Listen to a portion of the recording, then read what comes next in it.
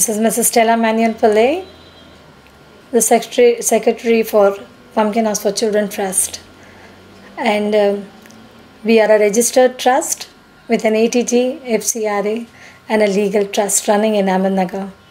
This is on Nagar Down Road, and we have only about 99 children here from the age group of say 1.5 or as they come in till 17 years old at present.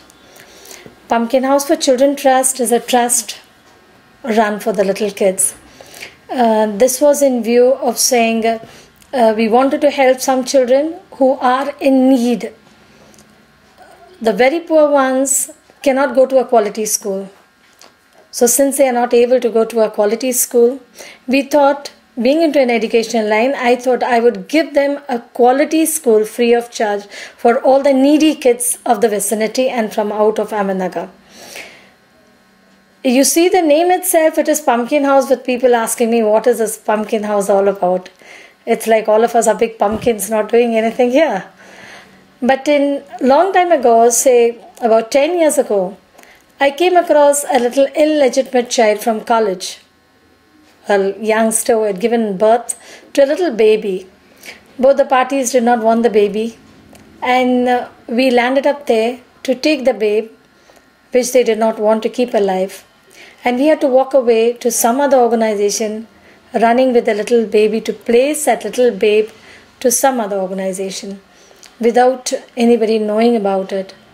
So then I felt, as I was going on, there was a real call. There was a sentence that went on in me saying, protect you, my priceless kin. As a literature teacher, when I put those words together, I say it was P for pumpkin. Protect you, my priceless kin. So I told God, I said, oh, I am already protecting. I'm taking the child somewhere else to another place. I'm placing the child in somebody else's lap. But the biggest thing was into somebody else's lap and not my own. So with that in view, I started with Pumpkin House for Children Trust. When we started, we just had about 4 children. And every time children come to the store, you literally feel, oh, it's 4. So let me have another 2, just 2. So from there, we never had a stop. And even now when it's 99, I feel just another one. Hardly makes any difference. When so many of them are eating and enjoying themselves, it makes a big difference for that child who's returning back, who's turning back and going away with tears in eyes, not able to understand what is next on its way. So many a time I work more with prostitute children, because somewhere the taboo has to break, saying, my grandmother was doing the same business. It's the daughter. But then we want to just criticize. They say, oh, they are children from this area. They are not good, this, that. We have all excuses. We have all blames. But are we ready to really take those children and call them our own? So that is what Pumpkin House is trying to do. And not trying to do, but we are doing it. They are into our house. This is our residence where we run the project. And we have elaborated this place, this residence of ours. And then they are growing as a part of the family. They are not boarders. They are not inmates. They are not anybody else. They are my own children. So what Pumpkin House is trying to give them is a family life. When they grow up, nobody has to say, oh, I grew without a parent, I grew without a brother, I grew without a sister, I did not enjoy my childhood. No complaints. So then once it's a commitment before God.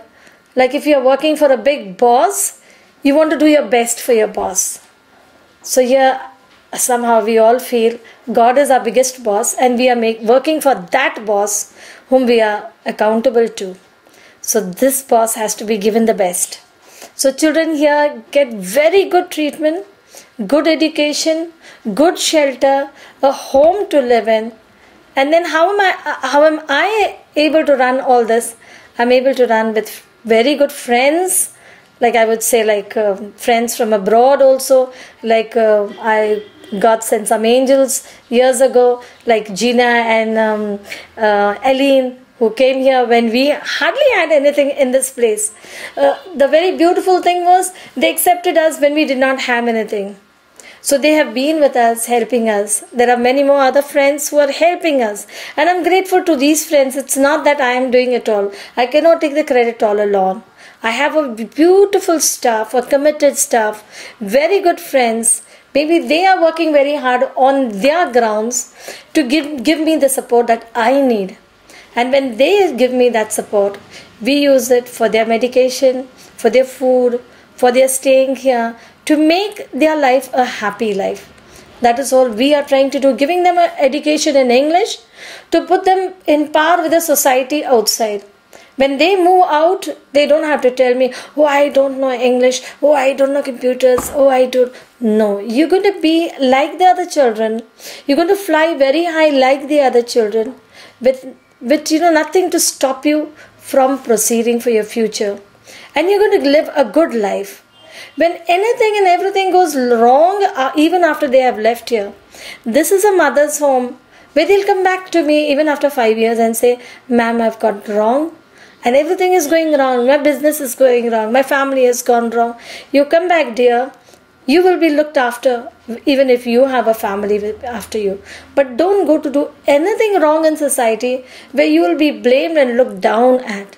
So this is what we are trying to do with our children here. And Pumpkin Home is a house with mummy, daddy, brothers, sisters, friends and everybody. Thank all those who are helping me out. A big thank you to you all.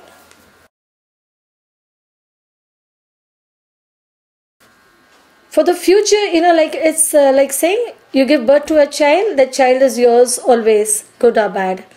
So then after the age of 18, as many of the organizations say, or the government rule goes, you have to leave the child at 18. And leave the child where? So then starts the real this. You have to give an educational, professional course to that child. So we will continue with that professional course. I will run about. We have made so much of contacts with people where they will take up my children without donations. So we'll send the child there.